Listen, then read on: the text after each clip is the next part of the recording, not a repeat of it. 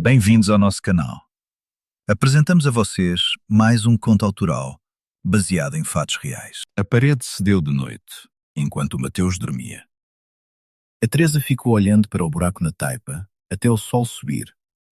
Não porque não soubesse o que fazer, mas porque sabia exatamente. Não sabia fazer nada. Sabia disso com a mesma clareza com que sabia o seu nome, com que sabia que o bebê ia acordar com fome, às 5h30, como acordava todo dia. Com que sabia que a lata de fubá estava com menos de 1/3. A clareza do que falta é diferente da clareza do que existe. A clareza do que falta enche mais espaço. Lá fora, a caatinga estava acordando no escuro. Ela ouvia, não via porque a janela era pequena e dava para o lado do roçado abandonado, não para a estrada. Mas ouvia aquela respiração lenta que o mato faz quando a noite ainda não foi embora de vez. O cheiro de terra vermelha molhada entrava pelo buraco na parede. Tinha chovido 3 dias antes, e a terra do sertão guardava água como guardava tudo. Por mais tempo do que se esperava, mais fundo do que se via. O buraco era do tamanho de um melão. Não havia sido buraco a noite anterior. Havia sido uma zona fraca na parede de taipa. Um lugar onde o barro havia secado mal, ou onde a palha havia apodrecido antes do tempo. E ela não havia sabido ler esse sinal, porque não sabia ler nenhum dos sinais desse lugar ainda. A parede cedeu com um som seco, como quando se quebra um galho verde que parece firme. O Mateus não acordou. Ela sim. Ficou parada na escuridão por um momento que durou o suficiente para que seus olhos encontrassem a forma do buraco contra o azul de fora. Depois foi ver o bebê. Ele dormia de costas, com os braços abertos dos dois lados, como sempre. Como se estivesse esperando alguma coisa cair do teto. E como se não tivesse medo de que caísse. Ela colocou a mão no peito dele e sentiu-o sobe e desce, até que sua própria respiração foi encontrando o mesmo ritmo. Depois foi olhar o buraco de novo. Ficou olhando até o sol subir. Não a geladeira. Ela não tinha mais geladeira. Não o ônibus das 6. Fazia meses que não pegava ônibus. O que ela não tinha mais? A voz da mãe no telefone às 8 da manhã. Pontual como o sol, como a fome do bebê, como as contas. A voz da mãe que dizia: "Bom dia, filha." De um jeito que era como se dissesse: "Tudo vai ficar bem", mesmo quando nada estava ficando bem. A voz da mãe que ela não havia gravado, porque não se grava a voz de quem vai estar sempre lá. E depois de um tempo, a memória começa a apagar as arestas, a tonalidade exata, o jeito que ela puxava o sotaque no final das frases. O bloquinho de nota na bolsa do caixa. Ela não precisava anotar nada. Sabia os preços de cor. Sabia as teclas do caixa sem olhar. Sabia o jeito de passar o código de barras no ângulo certo para não precisar girar o produto. Mas havia ganhado o bloquinho numa promoção do supermercado no primeiro mês e havia carregado desde então porque era azul e pequeno e cabia no bolso do avental. Uma das coisas que existem para não ter função e que, por isso, ocupam mais espaço quando somem. O barulho do apartamento do lado. O vizinho que acordava às 6h30 e arrastava a cadeira antes do café. Ela sabia exatamente a sequência. Cafeteira, cadeira, televisão baixa, uma tosse. Havia reclamado mentalmente desse barulho por 2 anos. Havia colocado nos ouvidos o travesseiro nas manhãs de folga. Havia pensado diversas vezes em bater na parede. Não havia batido. E depois que a dona do apartamento chegou com um caminhão de mudança naquela terça de manhã, ela passou uma semana acordando às 6h30, esperando o som da cadeira. E o silêncio que vinha no lugar do som era mais barulhento do que a cadeira jamais havia sido. O marido foi. O emprego foi. O mãe foi. Essa em ordem diferente. Essa antes de tudo. O apartamento foi numa terça de manhã, com uma caminhão de mudança que não era dela, e com a dona do apartamento que disse: Eu sinto muito, filha, mas estão 3 meses, e eu também preciso viver. Com uma voz que era gentil, e exatamente isso tornava tudo mais difícil. O que ficou? A escritura com o nome dela, a letra firme do cartório, o carimbo de tinta roxa que havia deixado uma marca leve nos dedos dela quando segurou o papel pela primeira vez, depois do inventário. Uma terra que nunca tinha visto, um bebê que tinha visto pela primeira vez havia menos de um ano, e que às vezes ainda parecia pertencer a uma categoria de coisa que ela não havia dominado ainda. Uma enxada pendurava na parede que ela não sabia usar. A mãe havia falado nessa terra com um tom que ela não havia entendido quando criança e que havia esquecido de perguntar quando adulta. Não falava com saudade, falava com um jeito diferente, como quando alguém menciona um lugar onde foi feliz uma vez, mas onde não voltaria, porque a felicidade que havia lá era de uma época que passou, e a terra continuaria sendo a terra, mas a felicidade não seria mais a mesma felicidade. O lugar onde alguém havia sido feliz uma vez. A Teresa não havia sido esse alguém, mas era dela agora. Ela tinha 34 anos, um bebê de menos de um ano, uma mala de couro sintético desgastado e um sítio no município de Valença do Piauí que nunca havia visto e que era agora o único lugar no mundo onde ela tinha o direito legal de estar. O sítio havia ficado abandonado por 2 anos. Ela soube isso pelo vizinho da estrada, um homem mais velho que havia parado o carro quando viu ela descendo do ônibus com o bebê no colo e a mala pendurada nas costas, e que havia dito: "Você é filha da Dona Antônia?" Ela havia dito: "Sou filha dela." O homem havia ficado um momento em silêncio, com um jeito de quem não sabe como dizer o que vai dizer. Depois havia dito: "Minha sentença em relação a ela", e havia oferecido carona até a porteira do sítio. Eram 200 metros de carreira de pedras soltas entre a estrada e a casa. O homem havia parado na estrada e ela havia feito os 200 metros a pé, com o Mateus dormindo no sling e a mala rolando mal nas pedras. O sol de março no Piauí era um sol que não pede permissão. Ela havia parado no meio do caminho e ajustado o bebê e olhado para a casa e pensado: é isso. Era isso. Casa de taipa em pé, mas com a parede lateral cedendo visivelmente. Ela havia visto o problema antes de entrar. Havia pensado: problema resolvível. Havia entrado. Telhado de palha com buracos que só ficaram visíveis quando choveu na primeira noite. Roçado abandonado há 2 anos. Capim alto. Mandacaru crescendo no meio como quem não foi convidado, mas também não foi expulso. Uma moita de jurubeba no canto que havia tomado conta de um mourão inteiro. Um juazeiro velho no fundo do terreno, na beira do que havia sido uma cerca e que agora era mais sugestão do que limite. O único ser vivo que parecia ter raiz firme. Dentro da casa, uma rede encardida que ainda aguentava peso. Ela testou com o próprio peso antes de colocar o bebê, e a rede havia-se sustentado com a indiferença das coisas que foram feitas para durar. Uma enxada pendurada na parede com um arame. 2 cuias velhas sobre uma prateleira de madeira que estava empenando. Nada mais. A mãe havia morrido 8 meses antes de o Mateus nascer. Havia morrido sem ver o neto, sem ver a filha grávida de barriga grande, sem saber que o genro havia sumido 3 semanas depois do parto. Ou talvez soubesse, de alguma forma, que os mortos têm de saber as coisas que virão. Quem pode dizer? Havia morrido deixando a escritura e a enxada, e as cuias, e a rede, e um juazeiro que já estava velho quando a mãe era jovem. As galinhas caipiras apareceram no segundo dia, 4 delas, sem aviso, como se sempre soubessem que a dona havia voltado. Mas a dona que voltou não era a dona que havia partido, e as galinhas não pareciam se importar com essa distinção. Elas simplesmente estavam lá, como se sempre tivessem sido delas. A Teresa ficou olhando para elas por um tempo, e depois aceitou que as galinhas eram parte do sítio, da mesma forma que o juazeiro era parte do sítio. Estavam lá antes dela e estariam lá depois. E a melhor coisa que ela podia fazer era tratar de entender os termos do convívio. 1. Aprovação.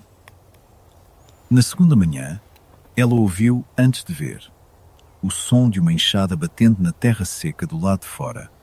Regular, pausado, sem pressa. como o trabalho de quem não está provando nada para ninguém.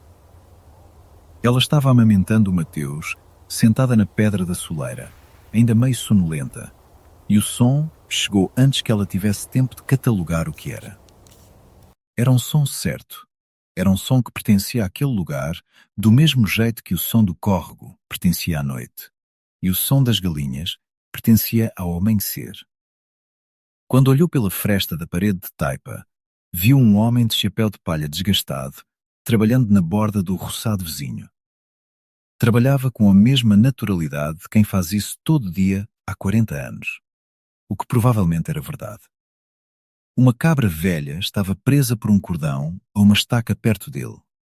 Uma cabra sem nome, mas com uma expressão que sugeria que ela havia chegado a conclusões sobre a natureza humana que os humanos ainda não haviam chegado. A cabra virou a cabeça na direção da Teresa. Ficaram-se olhando por um momento através da fresta. Ela não foi falar com ele naquele dia. No primeiro dia, ela havia descoberto onde ficava o córrego, 400 metros a leste, descendo um terreno que ia afundando gradualmente entre arbustos de angico e uma fila de buritis que apontavam um caminho melhor do que qualquer placa. O córrego era estreito e tinha pedras brancas no fundo, e a água era fria, mesmo no calor da tarde. Ela havia levado o Mateus no sling e havia enchido o cantil e as duas cuias, e havia voltado carregando tudo, com uma organização que dependia mais de equilíbrio do que de planejamento. No segundo dia, havia tentado fazer fubá com água e sal e havia ficado numa consistência que não era angu, nem cuscuz, nem nada com nome, mas que alimentava. O Mateus havia mamado e dormido. Ela havia comido a coisa sem nome e olhado para as paredes da casa e começado a fazer uma lista mental de tudo que precisava ser feito. E a lista havia ficado comprida demais para caber na cabeça, e ela havia parado de fazer a lista. No terceiro dia, ela tentou consertar a parede. Havia barro suficiente perto do córrego, uma margem onde a terra era argilosa e escura, diferente da terra vermelha seca do roçado. Ela foi 2 vezes carregar numa cuia velha, com o Mateus amarrado nas costas com um pano que ela havia aprendido a amarrar no hospital e que havia praticado em casa até conseguir fazer sem pensar. O bebê dormia enquanto ela carregava. Ele dormia em movimento, como aqueles bebés que só dormem no carro.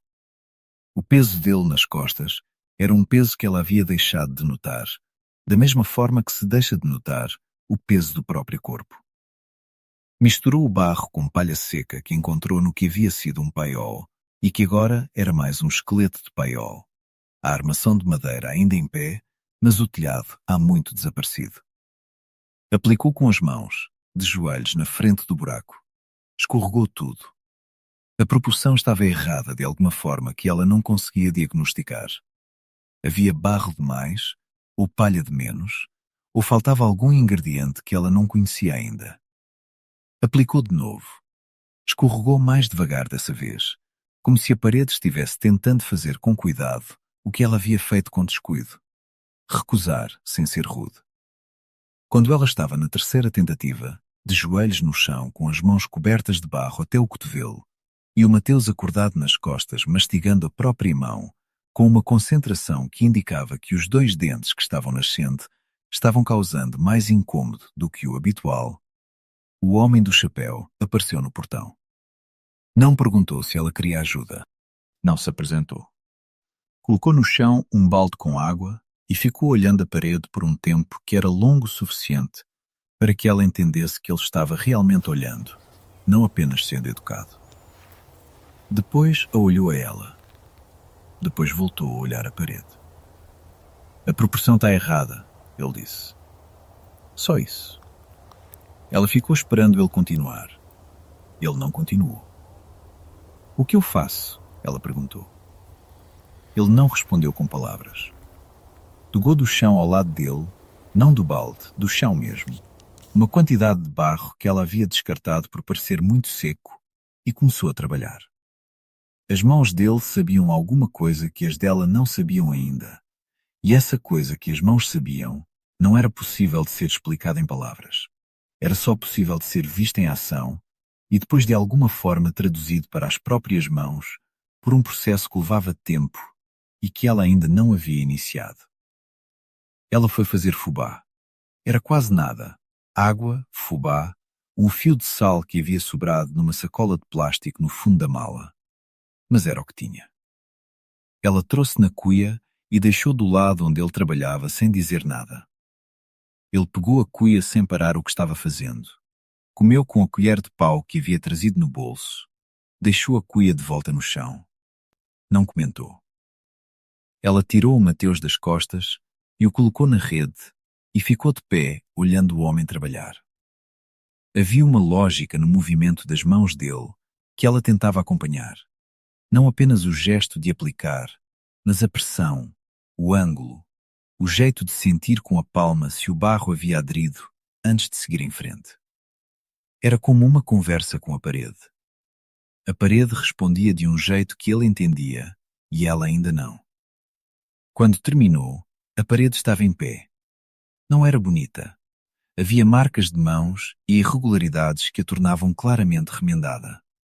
Mas estava em pé. O homem pegou o chapéu, sacudiu a poeira, colocou de volta. Seu Benedito, ele disse, apontando para si mesmo, como se ela tivesse perguntado. Ela não havia perguntado, mas havia pensado. Teresa, ela disse. Sei, ele disse. Filha da Dona Antônia. E foi embora com a cabra presa pelo cordão e o balde vazio e o saco de estopa nas costas, pelo caminho do córrego, sem olhar para trás. A Teresa ficou de pé na frente da parede remendada por um tempo depois que ele foi embora. O Mateus dormia na rede. As galinhas ciscavam perto da soleira. O sol estava baixando e o cheiro da terra vermelha mudava com o fim da tarde. Ficava mais denso, mais fundo, como se a terra exalasse tudo o que havia guardado durante o dia. Ela não sabia o que havia acabado de começar. Segundo, o aprendizado. Ele não ensinava, fazia. Se ela perguntava alguma coisa diretamente, ele respondia com outra pergunta ou com uma demonstração que continha a resposta de forma implícita, embutida num gesto que ela precisava decifrar depois, sozinha, às vezes de madrugada, enquanto o Mateus mamava e o sítio ficava quieto à volta da rede. Às vezes o deciframento chegava na mesma noite, às vezes levava 3 dias. Uma vez levou uma semana inteira e ela havia quase desistido da questão quando a resposta chegou enquanto ela carregava a água do córrego, sem aviso, como as respostas chegam quando se para de procurar por elas.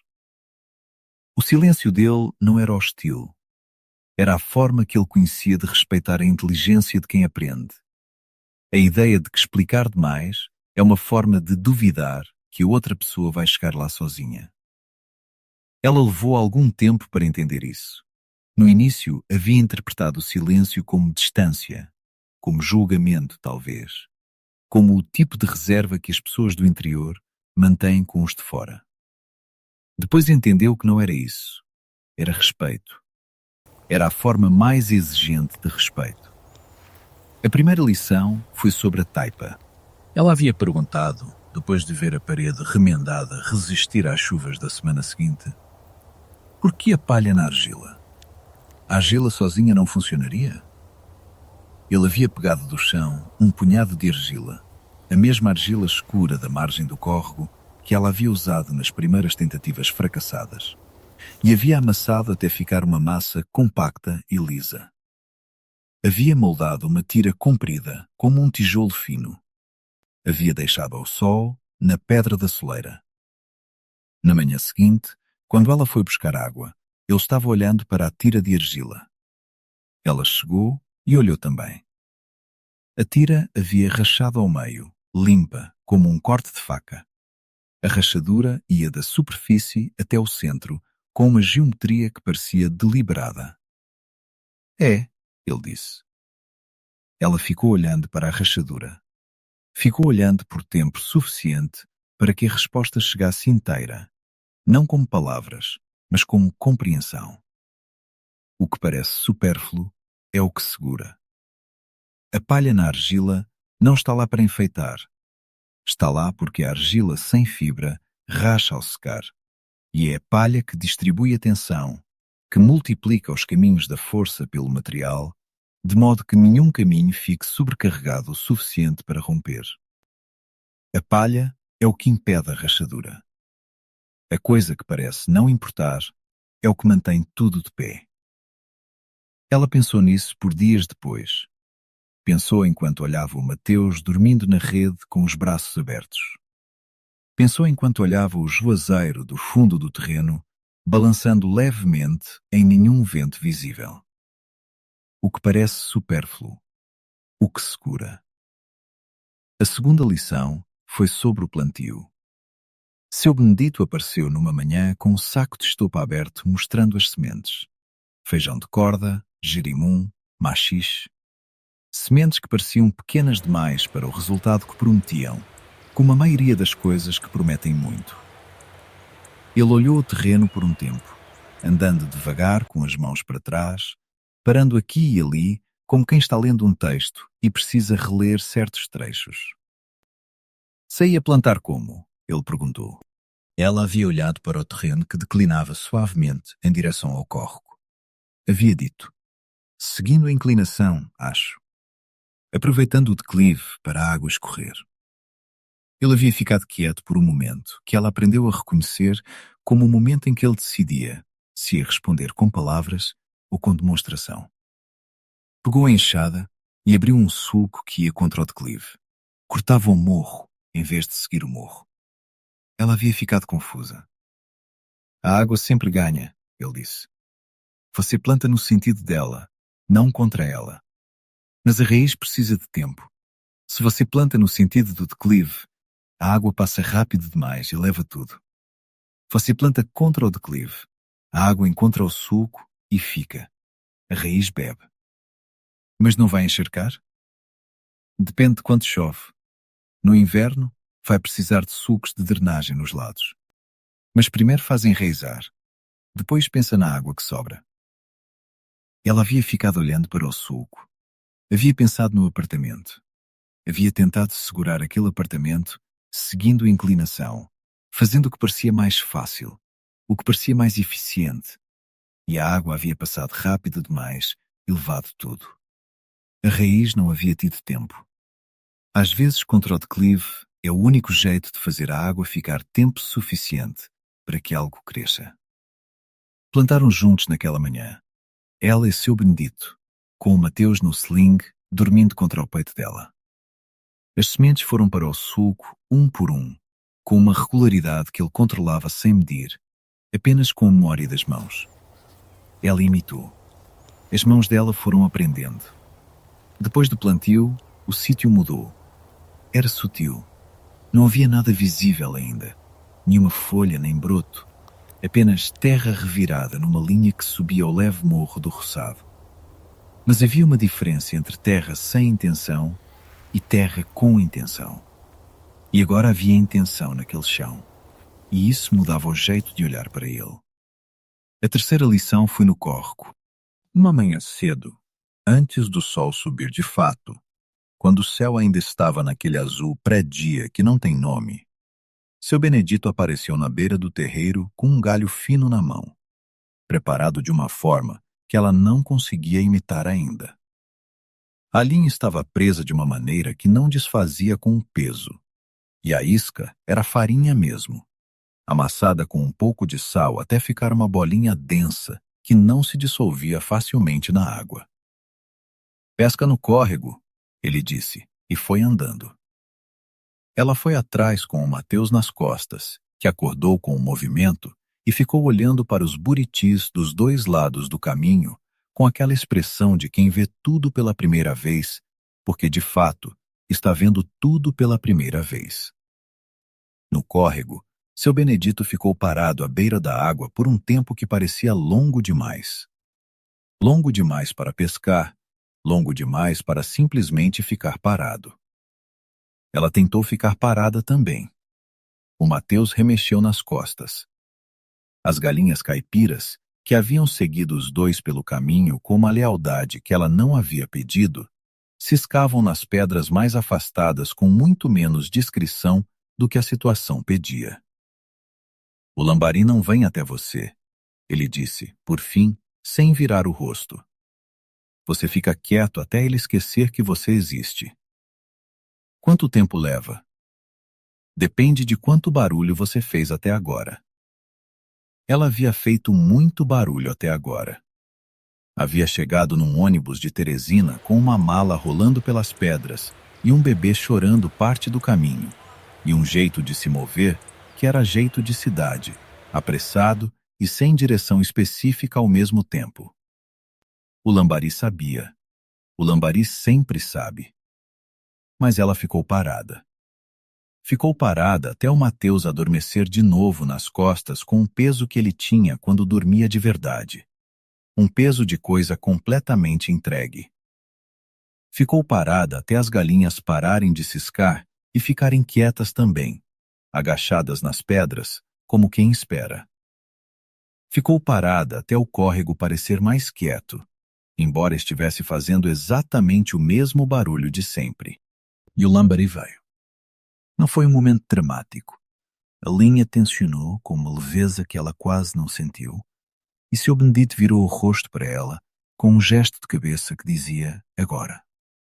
E ela ergueu a vara, com um movimento que era muito mais suave do que ela havia imaginado que precisava ser, e o lambari saiu da água prata e preto, e pequeno, e vivo, e ela ficou olhando para ele com uma expressão que ela não controlou, e que continha mais coisas do que sabia nomear. Naquela noite, ela fez a primeira peixada do sítio. Simples. Lambari no carvão, sal, uma folha de boldo que havia encontrado crescendo perto da cerca. Seu Benedito ficou, como havia ficado em outras noites, sem que nenhum dos dois declarasse que ele havia ficado. Comeram cada um na sua pedra perto do fogo baixo. Ela não falou nada, mas comeu tudo. O Mateus ficou olhando para o carvão com aquela atenção que ele colocava nas coisas que brilhavam. A cabra velha estava amarrada no juazeiro e olhava para o bebê com a mesma atenção com que o bebê olhava para o fogo. A Teresa teve a impressão, por um segundo que passou rápido demais para ser examinado, de que o sítio havia começado a reconhecê-la. Terceiro, a proximidade. A distância entre os dois foi diminuindo sem que nenhum dos dois declarasse que estava diminuindo. Na primeira semana, ele trabalhava do lado de fora, ela do lado de dentro. Cada um no seu espaço, cada um no seu silêncio. Mas os dois silêncios eram próximos o suficiente para que ela pudesse ouvi-lo trabalhar e ele pudesse ouvi-la movendo-se dentro da casa. Era uma proximidade de som, não de presença. A forma mais honesta de proximidade, porque não exige que nenhum dos dois finja mais do que sente. Na terceira semana, tomavam café no mesmo fogo. Não havia sido uma decisão. Havia sido que ela fez café numa manhã em que ele estava consertando a cerca do lado de cá do terreiro. E havia trazido 2 copos, sem perguntar se ele queria. E ele havia tomado sem dizer obrigado, porque obrigado era para coisa que se pede. E ela não havia pedido, nem ele havia pedido. Havia acontecido. Cada um na sua pedra, os dois olhando para o fogo, ou para o roçado, ou para o juazeiro. O café bebido em silêncio, que não era incômodo. O Mateus dormia na rede lá dentro. Ela foi aprendendo coisas sobre ele, em fragmentos, do mesmo jeito que se aprende sobre um lugar. Nunca de uma vez, sempre em pedaços que só fazem sentido quando se junta o suficiente para ver o desenho. Ele havia tido terra, não tinha mais. Como havia perdido, nunca ficou dito diretamente. Havia fragmentos de referência. Uma menção a um seca que durou 5 anos. Uma menção a um documento que não havia saído como deveria. Uma vez uma frase que era claramente o meio de uma história que ele havia começado a contar e interrompido, como quem percebe que foi longe demais. Ela não perguntou. Era a lei tácita entre eles. Não se pergunta o que não é oferecido. E o que é oferecido se recebe sem pedir mais. Havia tido família. Isso ela sabia pela fotografia. Era uma fotografia pequena que ele carregava no bolso da camisa. Não num porta-retratos, não numa carteira. no bolso mesmo, dobrada no sentido do comprimento, desgastada nas dobras de uma forma que era possível de duas maneiras: de tanto abrir e olhar, ou de guardar tanto tempo sem abrir que as dobras endurecem e racham. Ela havia visto o contorno do retângulo através do tecido da camisa quando ele se curvava sobre o roçado. Nunca havia perguntado. Ele sabia construir taipa, plantar na vazante, pescar lambari e dourado no córrego próximo. Sabia quando o céu mudava de um jeito específico que prometia chuva para o dia seguinte. Sabia quais ervas do mato serviam para o quê, com um conhecimento que era enciclopédico, mas que nunca se apresentava como enciclopédia. Sempre como solução para um problema específico, nunca como demonstração de saber. Não era daqui. Havia vindo de outro município.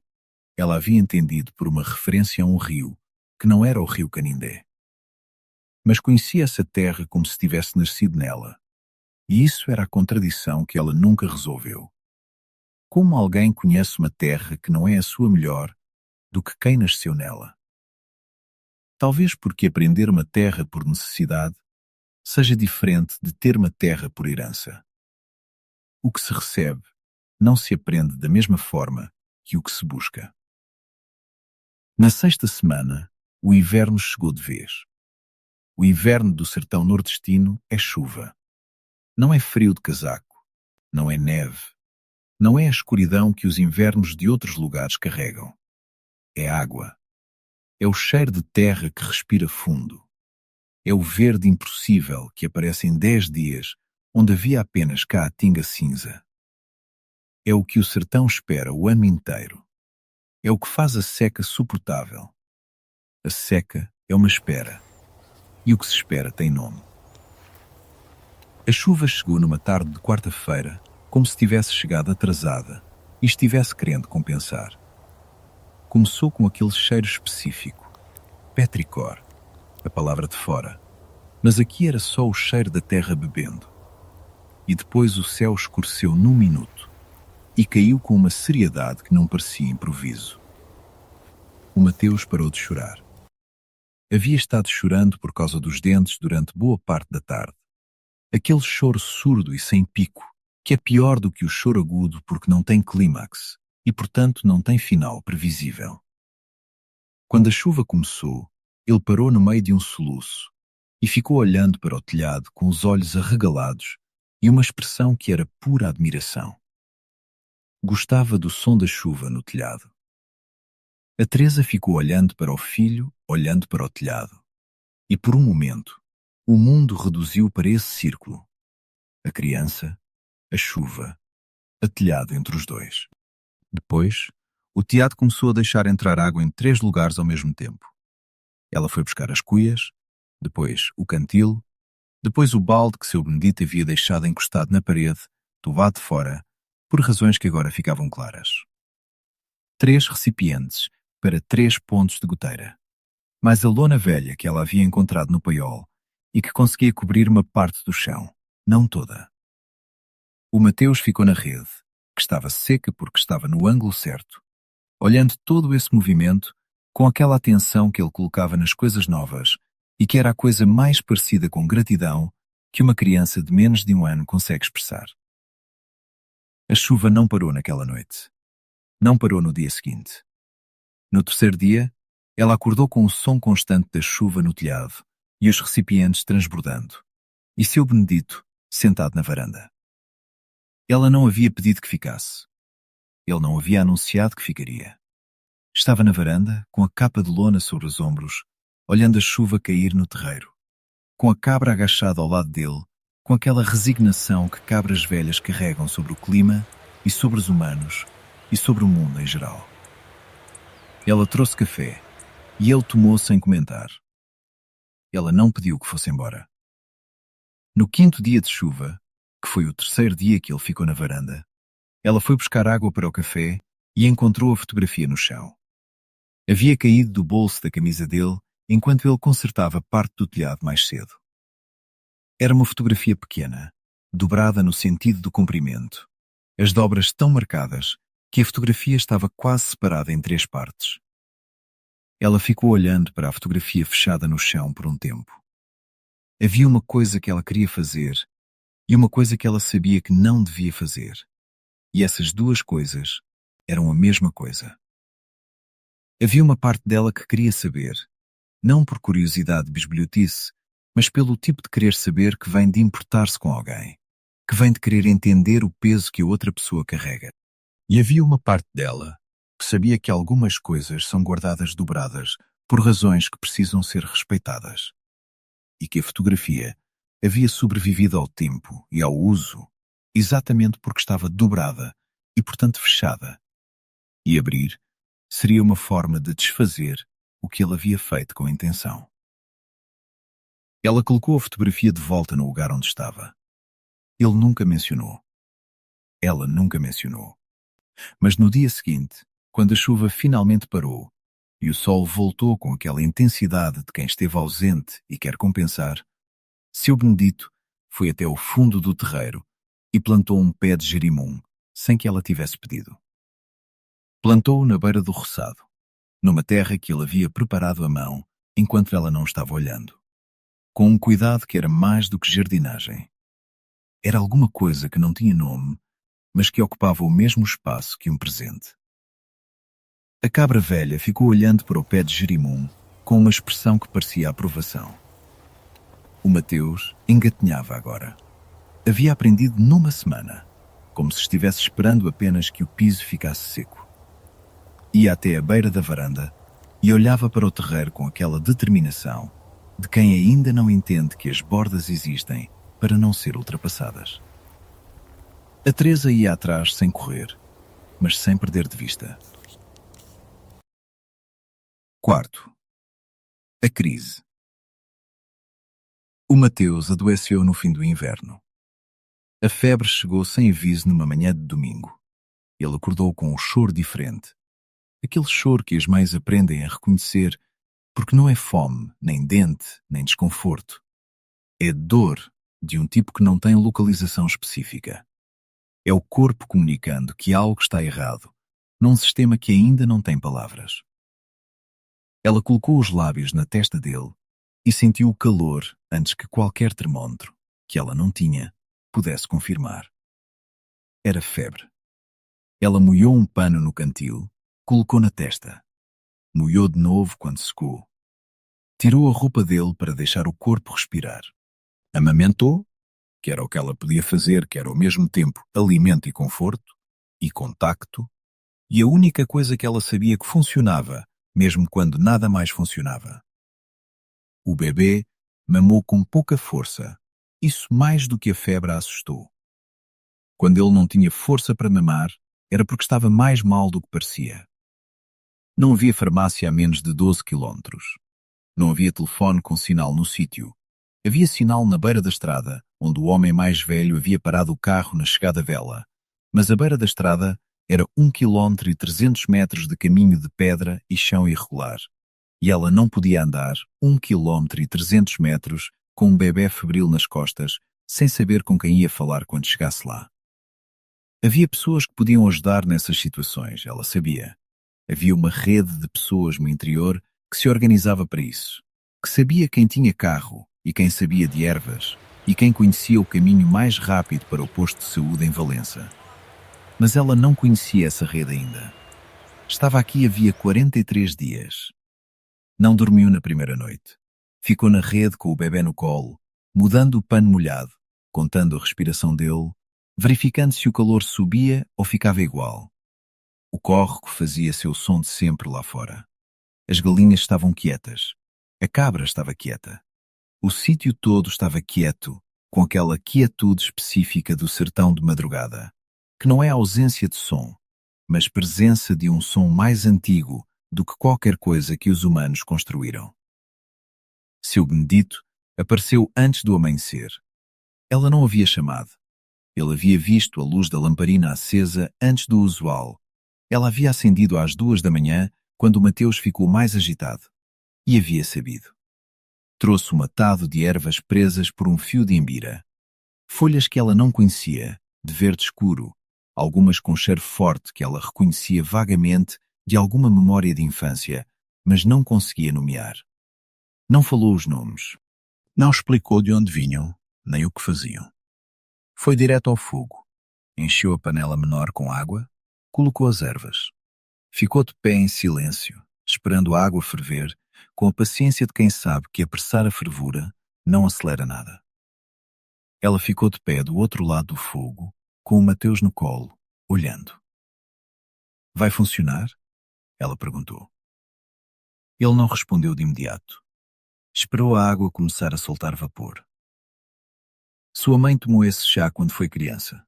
Me contou uma vez. Ela não sabia que ele havia conhecido a mãe, além de ser vizinho de sítio. Não perguntou mais. Havia um limite de perguntas que podiam ser feitas, e ela havia aprendido esse limite da mesma forma que havia aprendido a proporção do barro. Não com instruções, mas com o retorno do material quando se vai longe demais. Deu o chá para o Mateus em colheradas, paciente, esperando ele engolir cada uma antes de oferecer a próxima. O bebê fez cara de quem não aprovava, mas bebeu, o que era sinal de que havia força suficiente para ter opinião. Ela ficou acordada com o bebê. Seu Benedito ficou sentado na pedra da soleira até que ela e o bebê adormecerem juntos na rede, o que aconteceu perto das 4 da manhã. Quando ela acordou, o sol já estava alto e o Mateus ainda dormia, mas a respiração estava mais regular. Ela colocou os lábios na testa dele. O calor havia baixado. Ainda havia febre, mas havia baixado. Ela ficou com os lábios na testa do filho por um tempo, depois que o calor confirmou o que ela havia esperado. Não porque precisasse verificar mais, mas porque precisava sentir aquilo por tempo suficiente para acreditar. No segundo dia, a febre voltou à noite, mais baixa. No terceiro dia passou. No terceiro dia, quando a febre finalmente se deu de vez e o Mateus acordou com o choro normal, o choro de fome, bênção de choro de fome, foi quando seu Benedito pegou o bebê no colo. Ela estava de costas preparando o leite. Havia uma vizinha distante que havia trazido leite de cabra 2 dias antes, quando soube da febre. Parte dessa rede que ela ainda não conhecia, mas que havia começado a conhecê-la. Quando se virou, seu Benedito estava de pé com o Mateus no colo, sem ter pedido permissão, sem ter anunciado. O bebê estava olhando para o rosto dele com aquela seriedade que crianças pequenas colocam nos rostos que estão estudando para decidir se confiam. Seu Benedito ficou com o Mateus pelo tempo exato necessário para que ela comesse. Não havia cálculo nisso. Havia alguma coisa mais silenciosa do que cálculo. Havia atenção. A atenção de quem passou tempo suficiente observando alguém para saber quando essa pessoa precisa de ter as mãos livres sem ter que pedir. Ela comeu o que havia no fogo, sentada na pedra, em silêncio. O bebê ficou no colo dele, olhando para ela comer. Quando ela terminou, ele devolveu Mateus. Não comentou. Ela não comentou. Mas algo havia mudado naquele momento, da forma que as coisas mudam quando se aceita ajuda, sem que ninguém precise usar a palavra ajuda. À tarde ela foi até o córrego. Havia uma necessidade de andar, de sentir o chão embaixo dos pés, depois de 3 dias praticamente dentro de casa, de ouvir a água. Seu Benedito foi depois, sem pressa, e ficou de pé ao lado dela na beira do córrego por um tempo em que nenhum dos dois falava. O inverno vai acabar, ela disse, eventualmente. Você não precisa ficar. Ele ficou olhando para o córrego. O córrego passava com o mesmo som de sempre, indiferente à conversa que estava acontecendo na sua margem. Não sei o que vai ser depois, ele disse. Sei que agora não quero ir. Ela não respondeu, mas não foi embora da beira do córrego. Ficaram mais um tempo olhando a água. O sol ia baixando. As garças que às vezes apareciam no trecho mais largo do córrego estavam lá, paradas na água rasa, com aquela paciência de quem sabe que o peixe vem. O Mateus dormia na rede lá dentro, com o sono fundo de quem acabou de ganhar de volta a saúde e quer usufruir. Quando voltaram para o sítio, ela acendeu o fogo e ele foi buscar água. Não havia sido combinado. Havia sido o que acontecia. 5. O enraizamento. A parede estava de pé. Não era a mesma parede de quando ela havia chegado. Havia sido remendada, reforçada. Havia ganho uma camada nova que cobria os remendos anteriores. E essa camada nova tinha uma textura diferente que ela havia aplicado sozinha, enquanto seu Benedito olhava de longe, sem dar instruções, porque ela havia aprendido a proporção e a pressão e o ângulo. Havia aprendido com as mãos, que é o único jeito que se aprende de fato. A parede estava em pé e estava mais forte do que havia estado quando a mãe da Teresa havia morado aqui. O Jerimum cresceu. Cresceu com aquela velocidade que o Jerimum tem, que é uma velocidade que faz você acreditar que está olhando. Saiu do chão em 10 dias, teve folhas grandes antes do fim do mês. Começou a florescer antes que ela tivesse acabado de acreditar que havia plantado alguma coisa que ia crescer. O feijão de corda subiu no mourão que seu Benedito havia fincado no canto do roçado, numa tarde sem anunciar. Subiu e desceu e voltou a subir com uma determinação que parecia pessoal. O maxixe estava na borda, menor e mais discreto, mas estava. O sítio foi tomando forma como quem retoma um ritmo que havia esquecido. Não num gesto único, mas em acréscimos pequenos, que às vezes só eram perceptíveis quando ela olhava para uma foto mental da semana anterior e comparava com o presente. A cerca estava mais inteira. O telhado havia ganhado uma camada de palha nova em 2 pontos que eram os mais críticos. O paiol estava menos esqueleto. Havia recuperado uma parede, não todas, mas uma. O Mateus engatinhava até a sombra do juazeiro. Era o seu lugar preferido, desde que havia aprendido a engatinhar com velocidade suficiente para ter um lugar preferido. A sombra do juazeiro era grande e oval, e caía sempre no mesmo ângulo da manhã. E o chão embaixo do juazeiro era mais fresco e mais escuro do que o chão em volta. E o bebê ia até lá, e ficava lá com aquela satisfação de quem encontrou um lugar certo. Às vezes dormia lá, agachado sobre si mesmo, com a testa quase encostando no chão, numa posição que parecia desconfortável, mas que ele defendia com sono profundo de quem está exatamente onde quer estar. A Teresa falava com o juazeiro. Não sabia que estava falando. Não era uma decisão. Era um hábito que havia se formado sem que ela percebesse. Encostar a mão na casca, parar um momento, olhar para a copa. Às vezes saía alguma coisa em voz baixa. Não oração, não conversa. Apenas palavras soltas, que eram o que ficava da palavra, quando se tira a intenção de ser entendida. O juazeiro havia estado lá quando a mãe da Teresa era jovem. Havia estado lá antes disso. Havia visto coisas que ela nunca saberia. Numa tarde de começo de abril, o inverno já havia passado, mas a terra ainda estava úmida nos fundos e o córrego ainda corria com mais força do que na seca, apareceu uma vizinha de longe. Era uma mulher de uns 60 anos, com um chapéu de palha novo e uma sacola de tecido no braço, que chegou a pé pela carreira de pedras com uma desenvoltura que indicava que esse caminho havia sido percorrido muitas vezes antes. Parou no terreiro e olhou o sítio com uma atenção que a Teresa reconheceu como a atenção de quem está comparando com uma memória. "Você é filha da Antônia?" a mulher perguntou. "Sou." A mulher ficou olhando o sítio de novo. O roçado com o jerimum e o feijão de corda, a parede remendada em pé, o Mateus na sombra do juazeiro tentando pegar uma galinha que não queria ser pega. Seu Benedito no fundo do terreiro, consertando a cerca com um silêncio de quem sabe que está sendo olhado, mas não precisa se apresentar. A mulher não disse nada por um momento. Sua mãe queria tanto ver isso assim, ela disse por fim. A Teresa ficou olhando para onde a mulher estava olhando. O sítio.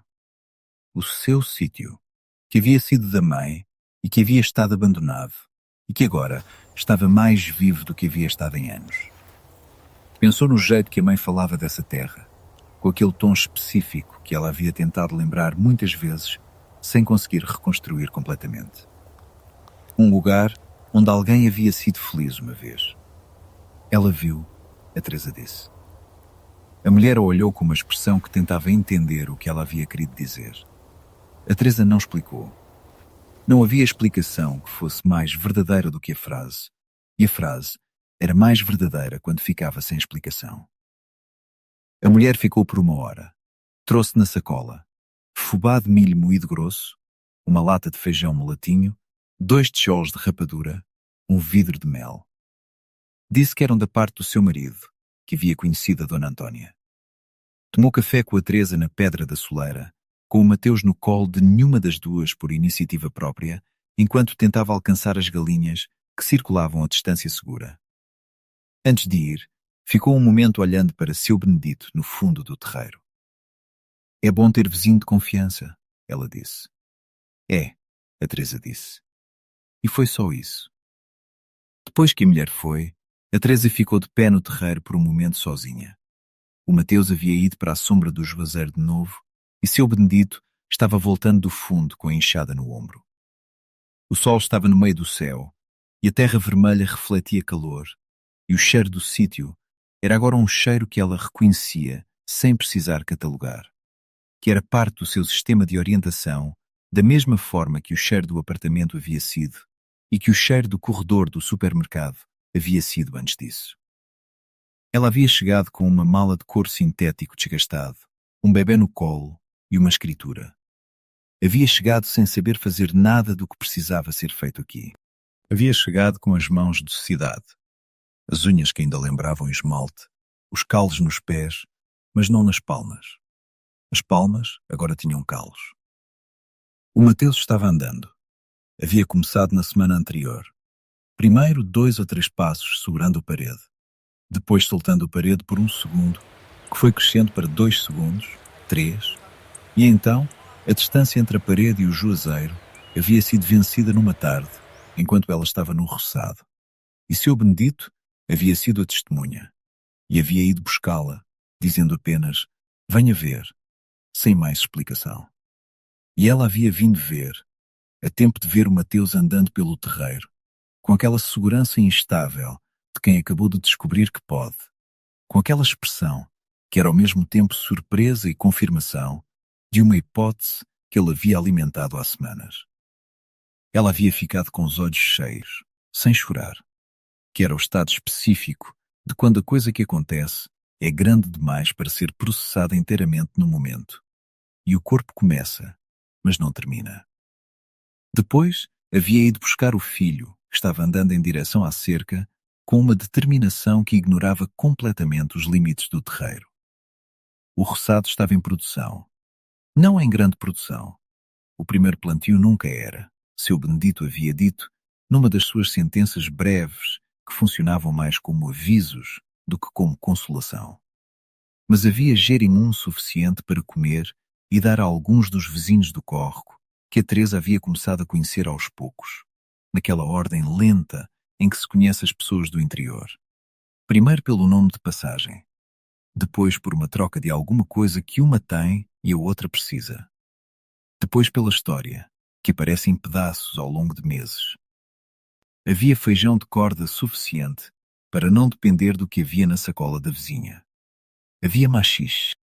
Havia as galinhas que colocavam ovos em lugares que ela ia descobrindo gradualmente.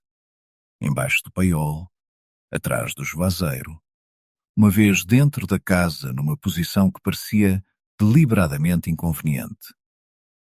Ela havia pescado sozinha 3 vezes. Na primeira vez, havia ficado parada à beira do córrego por mais de 1 hora, sem que o lambari aparecesse. E havia voltado sem peixe, com a paciência gasta, de uma maneira que a fez perceber que a paciência é um músculo que precisa ser treinado e que o dela ainda estava em desenvolvimento. Na segunda vez, havia ficado quieta de verdade, não apenas sem movimento, mas sem o barulho interno de quem fica parado, mas está pensando em voz alta por dentro. O lambari havia vindo. Na terceira vez, havia trazido dourado também, maior do que esperava, que havia resistido mais do que o lambari e que havia ficado na frigideira, dando mais peixada do que havia calculado. E ela havia ido bater na porteira do vizinho mais próximo, com uma panela de peixada, sem anunciar. E o vizinho havia recebido com uma naturalidade que indicava que esse gesto tinha significado no código local que ela estava aprendendo.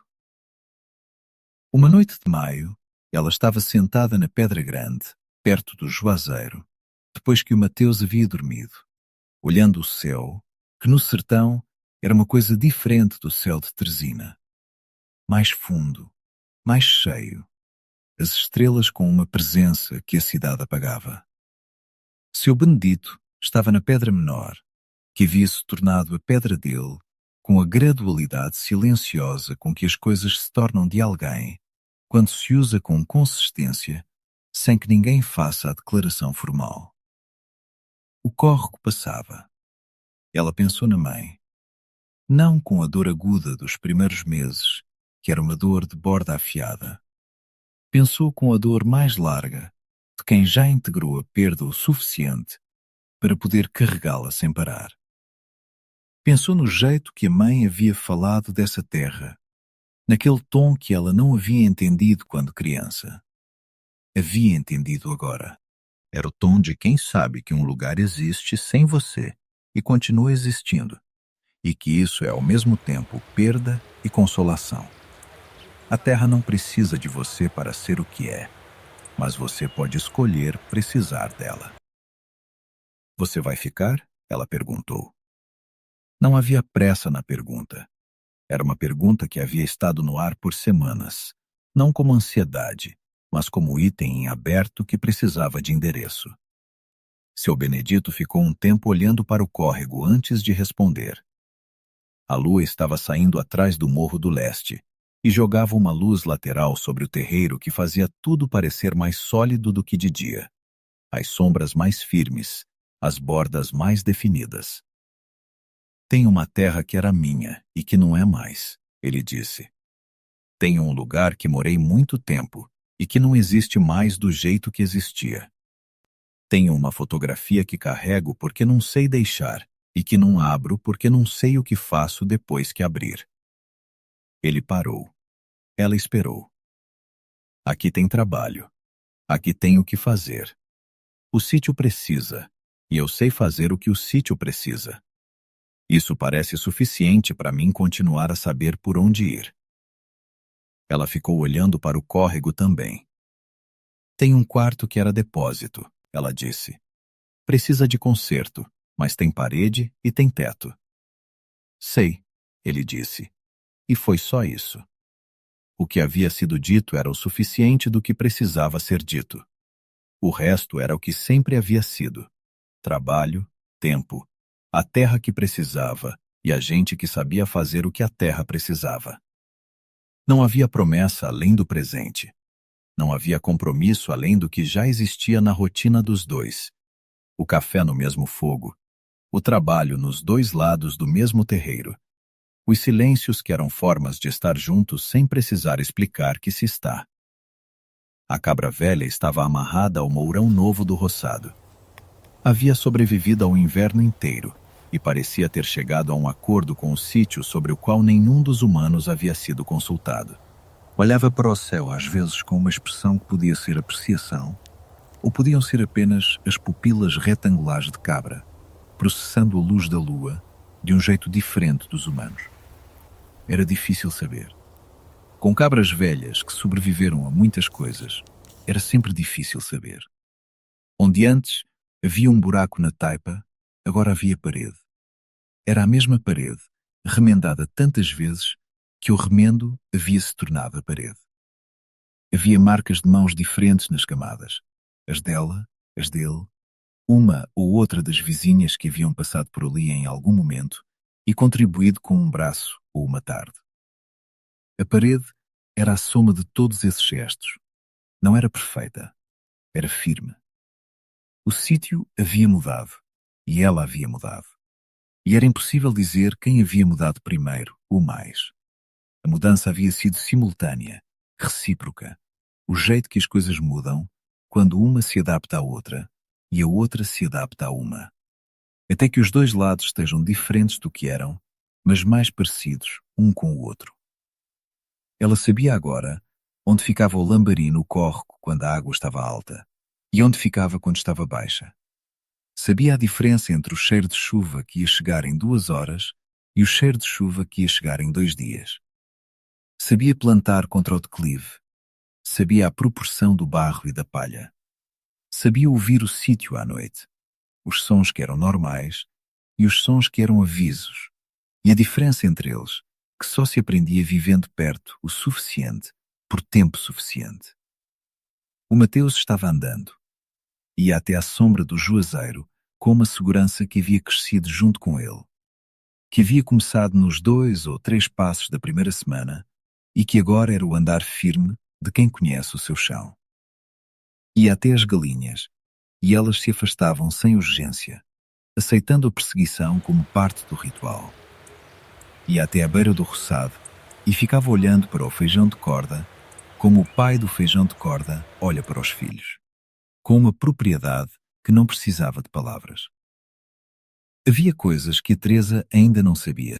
Havia coisas que levariam mais estações para aprender. Coisas que exigiam a experiência de um ciclo completo.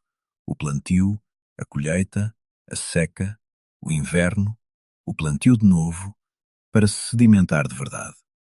Havia coisas que seu Benedito sabia que ela nunca saberia da mesma forma, porque ele havia aprendido num contexto que ela não havia vivido. E havia coisas que ela sabia que ele não sabia. O jeito de acalmar o Mateus quando a febre vinha, o jeito de escrever uma carta para o cartório, o jeito de fazer a conta de quanto havia plantado e quanto havia colhido, e o que precisava comprar e o que podia esperar até a próxima feira. Eles sabiam coisas diferentes. Isso tornava o sítio possível. A noite de maio ia esfriando devagar. Não o frio de outros invernos, mas o fresco que o sertão guarda para as noites sem chuva. A lembrança de que mesmo onde o sol é mais sério, a noite tem temperatura. O córrego passava com o mesmo som constante que havia sido mistério e que era agora familiaridade. Um dos sons que ela usava para saber onde estava, quando acordava de madrugada, sem saber por que havia acordado. Teresa sentou na pedra grande, perto do juazeiro. Seu Benedito sentou na pedra menor. O Mateus dormia na rede da mãe dela, que era firme. O córrego passava. Isso era tudo. Isso era suficiente. Ela não sabia tudo o que iria acontecer. Não sabia se o Girimum iria dar bem na segunda estação. Se a seca do próximo ano ia ser mais longa do que o normal. Se o telhado do quarto que havia sido depósito aguentaria sem novo concerto. Se a fotografia no bolso da camisa dele algum dia seria aberta. Não sabia se ia ficar bem. Isso ainda era uma frase que ela não conseguia dizer com certeza. E talvez a certeza não fosse o ponto. Talvez o ponto fosse apenas que hoje havia comida. Hoje havia teto. Hoje havia o som do córrego e o Mateus dormindo. E a pedra grande embaixo dela. Ela havia chegado sem saber fazer nada do que precisava ser feito aqui. Havia chegado com perdas tão recentes que ainda tinham bordas afiadas. A mãe, o emprego, o apartamento, o homem que parou de aparecer. Havia chegado com a escritura e a enxada, e um bebê de menos de 1 ano, e nada mais. E havia ficado. Não porque fosse fácil. Não havia sido fácil. A parede havia caído, e o telhado havia deixado entrar a chuva, e o bebê havia adoecido, e a terra havia resistido ao que ela não sabia fazer dela. Havia ficado porque havia o que ficar. A terra que era dela, o bebê que era dela, o trabalho que havia começado a ser dela. Havia ficado porque o lugar havia começado a reconhecê-la. As galinhas que a seguiam, o lambari que vinha, o cheiro da terra depois da chuva, que ela agora sabia distinguir do cheiro da terra antes da chuva. Havia ficado porque ficar era a única coisa que tinha sentido. E às vezes o sentido não vem antes do ficar, vem depois. O Juazeiro estava lá. Havia estado lá quando a mãe era jovem. Havia estado lá antes disso. Estava lá agora, com o Mateus dormindo na sua sombra diurna e Teresa sentada na sua pedra noturna e seu Benedito na pedra menor e o córrego passando e o céu cheio de estrelas que a cidade nunca havia mostrado inteiras. O Juazeiro não falava, mas estava lá, que é uma forma de falar. A enxada estava pendurada na parede. Não a mesma parede, não o mesmo prego, mas na posição certa, no jeito que as ferramentas ficam quando pertencem ao lugar. Não havia mais calos só nos pés, havia calos nas palmas. Isso era tudo. Isso era suficiente.